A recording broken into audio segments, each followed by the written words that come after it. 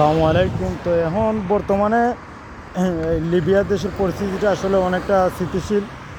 এখন বর্তমানে আবার দেখা যাচ্ছে যে আপনার গাড়ি চলাচল করতে আছে এবং কি মানে একটা শান্তশিষ্ট পরিবেশ তৈরি হয়েছে আবার দেখা যাক ইনশাল্লাহ। আর আগের থেকে এখন বর্তমানে পরিস্থিতি ভালো এবং কি দেখা গেছে যে আমাদের যে রেস্টুরেন্ট আছে রেস্টুরেন্টটা ওপেন করা হয়েছে এবং ডিউটিও চালু আছে এবং কি দেখা যাচ্ছে প্রত্যেকটা দোকান দেখান না করলেও ইনশাল্লাহ দেখা যাচ্ছে যে আগামীকাল হয়তো কালকে বা আগামীকাল সব কিছু খুলতে পারে। তো এইটাই ছিল আমার বর্তমানে যে তথ্যটা দেওয়ার। আর এখন বর্তমানে যে পরিস্থিতিটা আসলে দেখতে পারতেছেন আপনারা, অনেকটা শান্তশিষ্ট এবং প্রতিনিয়ত গাড়ি চলাচল, ট্যাক্সি সহ সব কিছু চলাচল করতে আছে। তো ভিডিওটা বেশি করে শেয়ার করে দেবেন, অন্যজনকেও দেখার সুযোগ করে দিবেন। আসলে আমি যতটুকু পারি আপনাদেরকে তথ্য দেওয়ার চেষ্টা করি। সালামু আলাইকুম।